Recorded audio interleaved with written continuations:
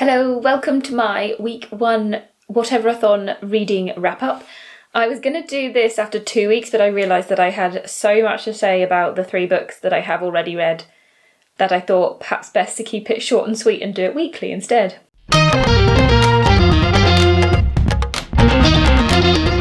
I will take you through the prompts that I'm marking off on the bingo board, I'll take you through the books I've read and the books I'm currently reading, and then I have also reassessed which of the books from my original TBR video are going to help me to knock off as many prompts as possible on the bingo board, so I've got a more concrete TBR now as well. So the first book that I finished in the month wasn't on that original TBR video. That was A Cursed Heart by Jenny Hickman. I did a whole video on the Myths of Erin series recently, so I won't go into too much detail on this book. So I had started reading it in May, that's why I wasn't on my Whateverathon TBR, because I had thought that I would finish it before the start of the month, but I actually ended up where I had half the book left, which is still 200 pages, so I felt like that was fine to count for Whateverathon. But the prompts that helped me tick off were continuous series, the and of a and, and then recently hauled, because I literally purchased that straight after finishing the first one in May, so I think that very much counts as recently hauled. I won't go into too much detail on this one. This one was about a 3.5 star for me. I didn't like it as much as I liked the first one. The first one was a 5-star read. The second book I read was The Garden of Eden by Ernest Hemingway. I've taken the dust jacket off so it looks a little bit different. I mean, I can't help it.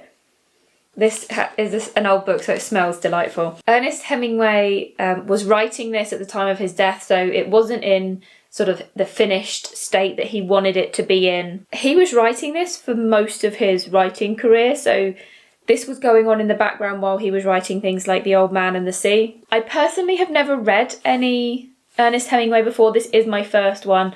I do have 2 more on my shelves to read. I've got The Old Man and the Sea, and also The Sun Always Rises, something like that. But there is so much that can be said about this book. I literally don't know where to start, and this was part of the reason why I thought I'd best make this video this week and not wait till next week, because I do have a lot to say on it. I've had to give myself a bit of a structure and a plan of how to talk about this book, because I'd literally be a gabbling mess otherwise. So first of all, let's talk about the writing style. As I say, I've never read an Ernest Hemingway, so I don't know if this is similar to his other books, if this is just how he writes. But I will say that this felt like reading an unfinished book, especially in the first few chapters.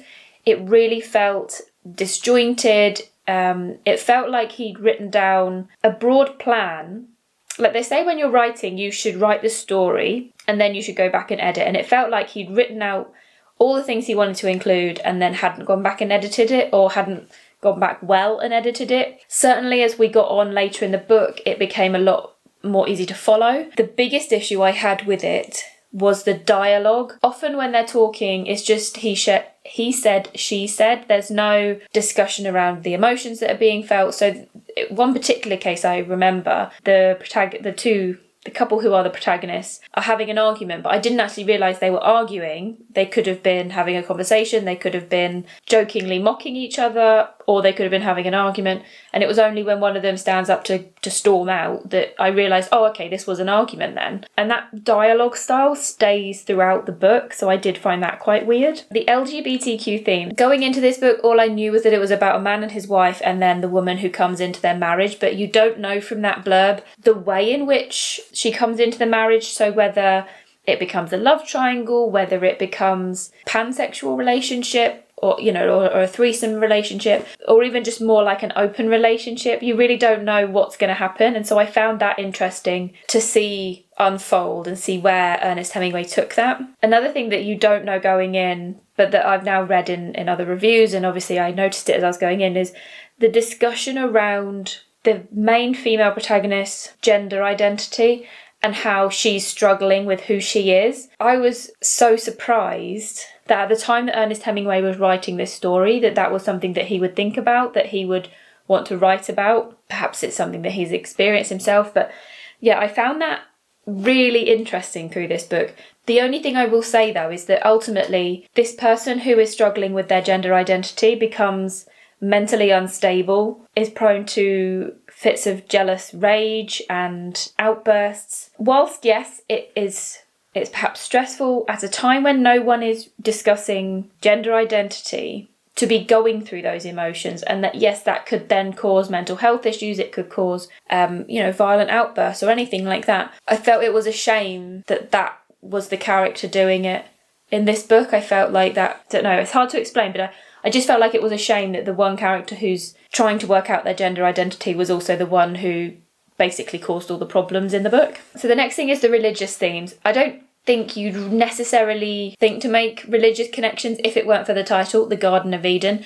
But because of that title, I started thinking about the themes of the story of Adam and Eve. And I think once you start having that in your head, you can see that our protagonist called David is Adam and our female protagonist Catherine is Eve, and how it is her leading him into temptation, as in the story of Adam and Eve, and that potentially this second female character, Marita, is the apple from the tree of knowledge. What was an interesting choice is that David is such an easily led character. He plays such a passive role in his own life, and that's a theme that comes up late in other aspects of the story as well, is that it's almost like he's not living his life, he's letting other people make choices for him. He's being led into this relationship in whatever guise it takes. I won't spoil how the relationship between the three of them plays out, but he's led into that by his wife. There's a mixing in of story from his past in which he goes along with somebody else's plan that he ultimately is not happy with and he doesn't believe in. And so I found that quite interesting, this passive role, and how that does reflect, I think, the story of Adam and Eve, and how Adam is just guided to doing whatever other people want. First of all, abiding God's rule, and then going along with what Eve wants to do. So that was quite an interesting one. So the final thing I wanted to talk about is the fact that there is a lot of second chance themes in this, and how even when things feel like they've gone catastrophically wrong, that there can be a silver lining and there can be something that is built out of the rubble, the phoenix rising from the ashes. In this story, David is an author. Other people have suggested that it's to reflect Ernest Hemingway himself, but what we get is the story that David is writing whilst they're on their honeymoon is woven in to the beginning of most of the chapters throughout the story. And at first it seems to be completely irrelevant to the story that's happening in present day. It's only really at the end when I started to try and think about the themes that were coming out of the story and this idea of second chances that I realised that it was basically building up this bigger theme of second chances, and how even when we feel like we've done wrong or something has gone wrong, that we can grow from it, we can learn from it, and we can carry on and pick ourselves up. And how after such events you know yourself better. Despite a couple of drawbacks being things like the writing style and my uneasiness with the mental health and gender identity representation, I gave this 5 stars. This is a fantastic book. Again, with the mental health and gender identity, that it's a really hard one to discuss. It's not black and white, because in this, our other characters are very supportive of the character who's having the mental health issues. They want her to get help, to talk to someone. They are trying to be understanding. So it's not necessarily as black and white as this book is bad because its representation of gender identity is bad. As I say, it's just some things that made me uncomfortable, but I don't necessarily think it was that bad a thing. But the themes being explored, like, I really want to go back and read this. So I don't know about you, but I have a couple of different ways that I categorise books after I've read them. So sometimes they are so bad that I wouldn't even donate them or give them 21, and I have to work out what I'm going to do with the book. Sometimes I read them and either I don't like them or I liked them but I don't think I'm going to read them again, and then I pass them on either to friends and family or to charity shops. I have some that I just want to keep on my shelf in case I want to reread them, or because I think that one day I'd love for my kids to read them. And then the final category, which this is going into, is my study shelf. There are certain books where I just feel like I need to go back, I need to read it slowly, I need to annotate, I need to really think much harder about what's going on. And this book is going on that shelf. Other books that are on that shelf, I've got Mrs. Dalloway by Virginia Woolf, Crime and Punishment by Fyodor Dostoevsky. There's another book that's coming up in a minute on this list that's going on there. Yeah, there's quite a few, but yeah, so I have a to study shelf. The book that I'm currently studying is The Canterbury Tales, which I'm going through very slowly and annotating and learning from. So which prompts did that knock off on my bingo board? I got an extra 50 points because it's LGBTQ. I then knocked off under 300 pages on a previous TBR and cozy reading time because I had, unfortunately my youngest was ill, but it meant that for some of the day I got to sit on the sofa while he was watching some Paw Patrol and I got to read my book, and that felt like cozy reading time to me. But I did also mark off the and of a and as well for some extra points, even though I had already done that with the previous book. So let's move on to the next book that I completed this week, and that is Sexing the Cherry by Jeannette Winterson. This is on my TBR in general because I read Oranges Are Not the Only Fruit and I loved this. This was one of my favourite books from 2021. And I wanted to try some more Jeannette Winterson. This is another one where I really don't know how to talk about it. So to put that off for a little bit longer, let's talk about the prompts that I knocked off with this one. So LGBTQ because the author is LGBTQ. And there are some LGBTQ characters and themes in the book, but it's not the primary focus or anything major, but the author is. So again, we've got under 300 pages on a previous TBR.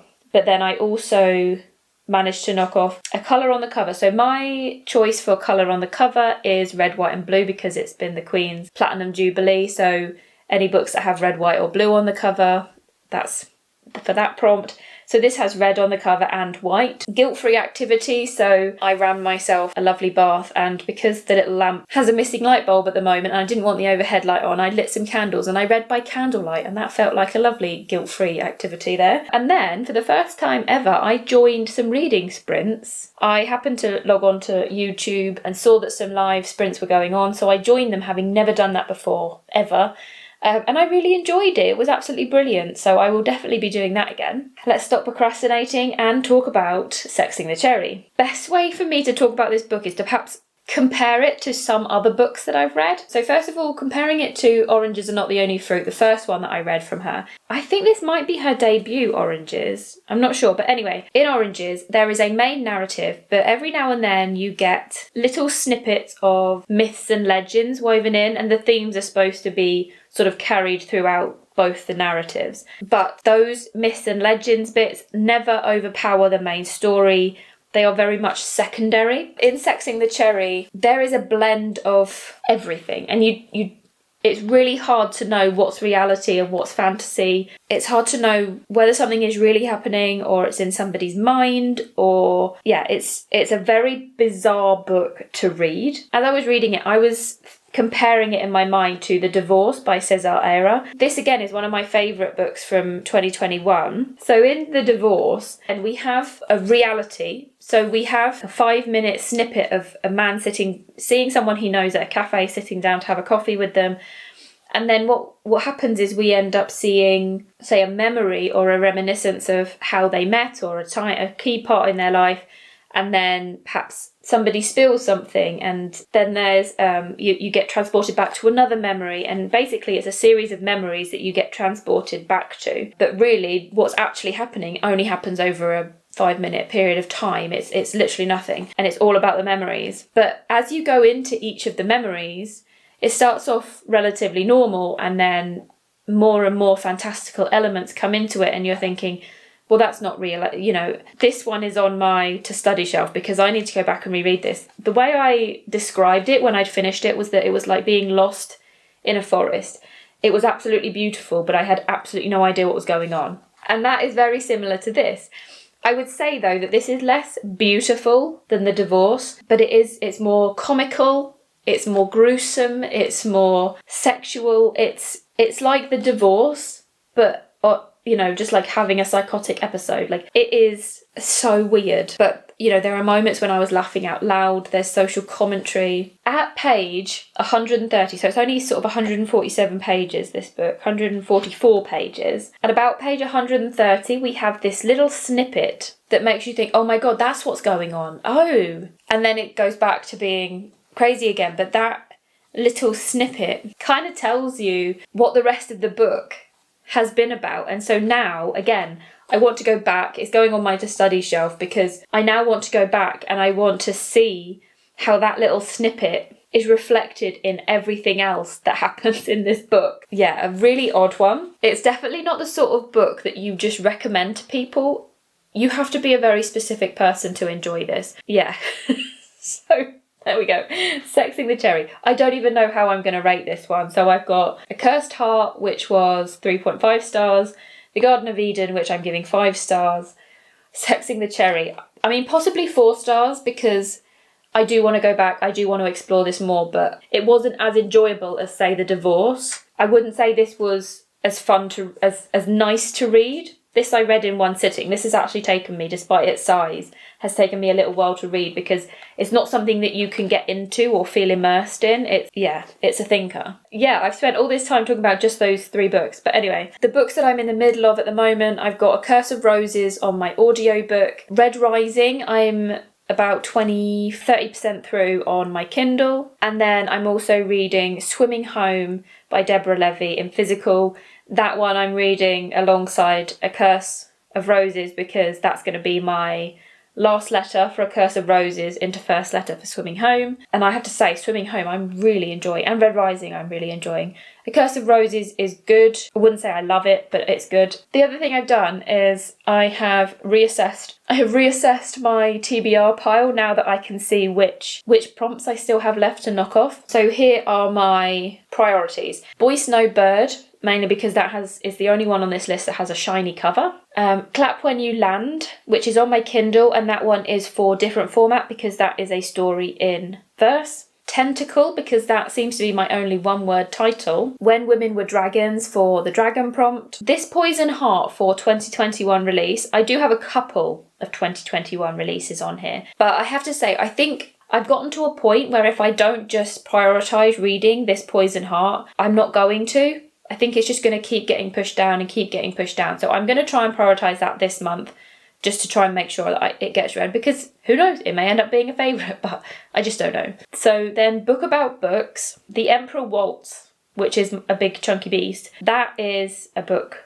about books. However, if I get to sort of the end of the month and I haven't started that yet, and it's looking like I won't be able to start it and finish it within the month, then I'm going to add in 8 Detectives, which is a book on my Kindle. It's not LGBTQ, but it's a much shorter book about books that I think I'd be able to finish in this month. And there's just one more book that I think I'm going to add in for this month over the other ones that I said were on my TBR. Audre Lorde, The Master's Tools Will Never Dismantle the House. This is a collection of 4 essays that were originally, I think, speeches that Audre gave. She describes herself as a black lesbian mother, warrior, poet. These soaring, urgent essays on the power of women, poetry and anger are filled with darkness and light.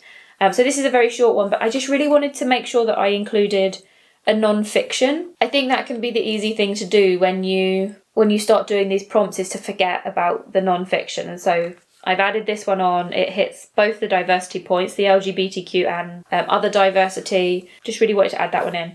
So there we have it. This is where we are. I will give another update next week. And I'll be watching out for everyone else's videos on how they're getting on with their Whateverathon journey.